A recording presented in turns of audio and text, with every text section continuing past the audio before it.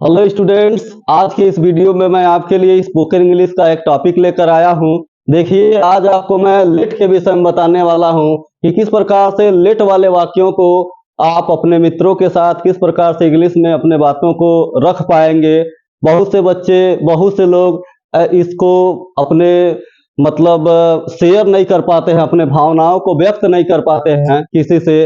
तो आइए आज बताते हैं आपको लेट के विषय में कि लेट से संबंधित वाक्यों को किस प्रकार से आप बोलेंगे। तो देखिए, यहाँ पर दिया गया है, लेट का मतलब होता है दो, अर्थात ऐसे वाक्य जिनके अंत में दो आता है उनको हम इंग्लिश में किस प्रकार से बोल पाएंगे, कैसे उनको मतलब बता पाएंगे, दूसरे से बोल के किस प्रकार से अपने बातों को रख पाएंगे। तो देखिए, लेट से संबंधित जितने भी यह वाक्य हैं इनको मैं आज आपको बताने जा रहा हूं कि किस प्रकार से आप बोलेंगे। तो देखिए, लेट वाले वाक्यों के अंत में जो जो लेट वाले होते हैं इंग्लिश में, उनके अंत में हमेशा हिंदी में आप देखेंगे तो दो शब्द दिया रहता है। और यह दो शब्द क्या बताता है? ये दो बताता है रिक्वेस्ट को बताता है, कमांड को बताता है। अर्थात यह दो शब्द जो लिखा गया है, आप यह अपने दिमाग से निकाल दीजिए कि यह टू इसका मतलब होता है। मतलब दो का यहाँ पर टू, यहाँ पर संख्या से मतलब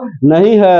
आप जान लीजिए कि इसका प्रयोग हम किसके लिए करते हैं? आदेश देने के लिए करते हैं, विनती के लिए करते हैं, यानी निवेदन के लिए करते हैं। तो चलिए देखते हैं, एग्जाम्पल की ओर बढ़ते हैं। रवि को पढ़ने दो, रवि को पढ़ने दो। ऐसे वाक्यों को अगर किसी से बोलना हो तो आप क्या करेंगे? इसको किस प्रकार से बोल के अपने बातों को व्यक्त करेंगे? तो देखिए, इसका मतलब अंग्रेजी है let Ravi read, let Ravi read. Ravi को पढ़ने दो, इसको आप इंग्लिश में किस प्रकार से बोलेंगे?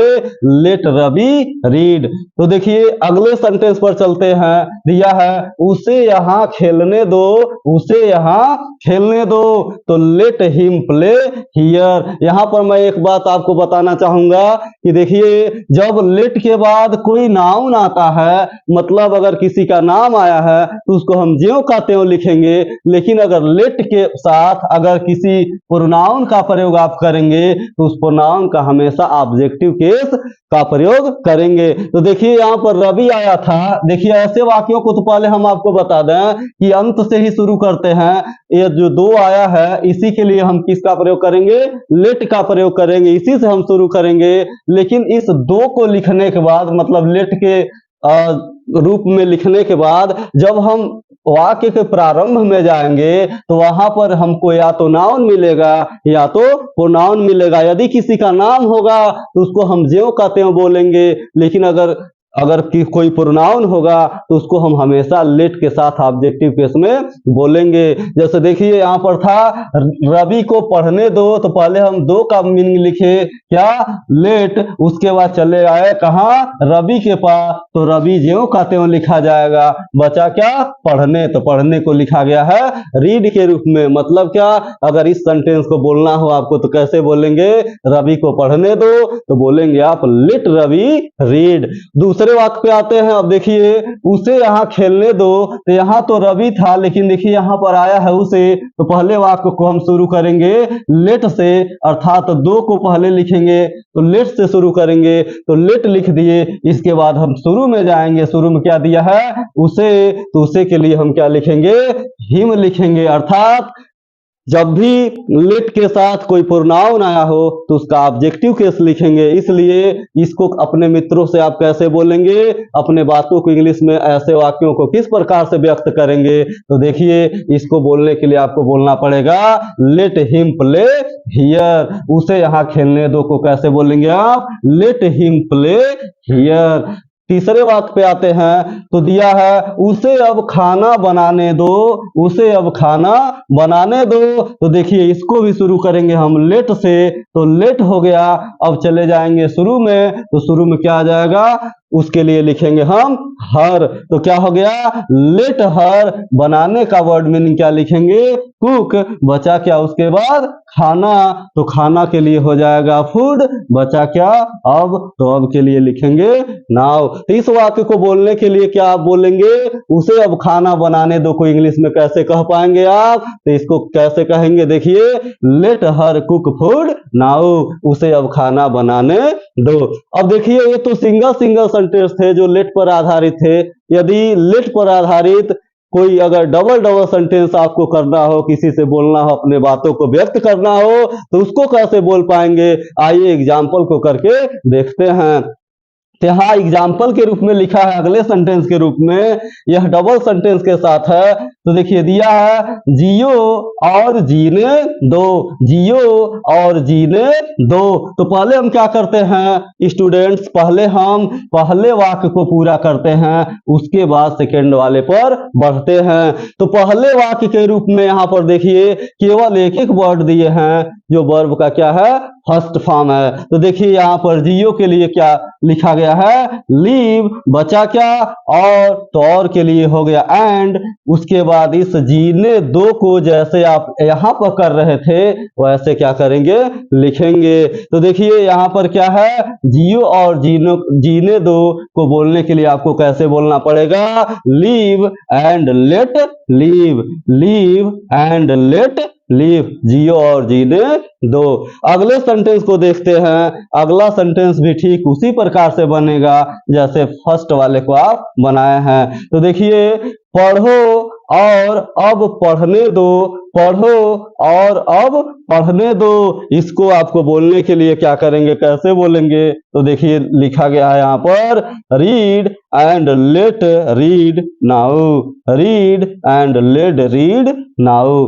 बचा क्या, अगले सेंटेंस पे चलते हैं। तो अगला भी देखिए सेम उसी तरीके से बनेगा। मैं आपको पहले दो सेंटेंस करके दिखा दिया हूं, आपको भी यह करके सीखना चाहिए। तो देखिए इसको कैसे बनाएंगे, खेलो और खेलने दो, खेलो और खेलने दो। किसी से अगर कहना हो कि खेलो और क्या करो, खेलने दो, तो आप कैसे बोलेंगे, play and let play, play and let play, खेलो और खेलने दो। तो चलिए स्टूडेंट्स दूसरे काइंड के सेंटेंस को भी मैं आपको बता दिया कि इसको आप कैसे बोलेंगे, अपने मित्रों से इंग्लिश कैसे सीखेंगे। तो देखिए अब जो है लिखा गया है लेट विथ थ्री सेंटेंसेस। तो देखिए आइए आपको करके बताते हैं। अगर लेट के साथ लेट से जुड़े हुए अगर थ्री थ्री सेंटेंस एक ही साथ आ जाए तो आप उसको कैसे बोलेंगे, तो आइए आपको करके दिखाते हैं। तो देखिए लिखा गया है खेलो और खेलने दो, खेल मत बिगाड़ो, खेलो और खेलने दो, खेल मत बिगाड़ो। इसको कैसे आप करेंगे, खेलो के लिए लिखेंगे आप प्ले, और के लिए हो जाएगा एंड, खेलने दो यह लेट से संबंधित है तो पहले हम दो के लिए लेट लिखेंगे इसमें, इसके बाद लिखेंगे खेलने, जिसके लिए क्या हो जाएगा प्ले। अगला जो सेंटेंस है आपका इसी में, यह इंपरेटिव का नेगेटिव है, यानी इस पर भी मैं आपके लिए वीडियो बनाकर ला दूंगा कि इंपरेटिव से इंपरेटिव निगेटिव सेंटेंस को किस प्रकार से करते हैं। तो देखिए इंपरेटिव निगेटिव सेंटेंस हमेशा डू नॉट से शुरू होता है, क्योंकि इसका सब्जेक्ट जो होता है यू होता है, इसीलिए यह डू नॉट से शुरू होता है। तो इसको देखिए कैसे बोलेंगे आप, तो दिया है खेल मत बिगाड़ो, तो इसको बोलेंगे आप do not spoil the game. तो चलिए सबको एक ही साथ मिला के देखते हैं किस प्रकार से बोलेंगे, खेलो और खेलने दो, खेल मत बिगाड़ो। तो आप किस प्रकार से बोल सकते हैं, play and let play, do not spoil the game. इस प्रकार देखिए विद्यार्थियों, मैं लेट के साथ थ्री थ्री सेंटेंस को, सिंगल सेंटेंस को और डबल सेंटेंस, हर प्रकार के सेंटेंस को मैं आपको करके बता दिया।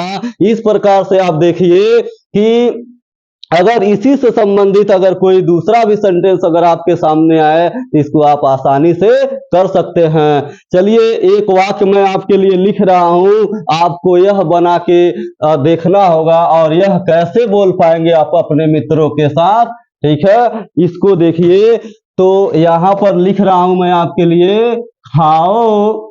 यहाँ पर देखिए क्या लिख रहा हूं, खाओ और खाने दो, खाओ और खाने दो, खाना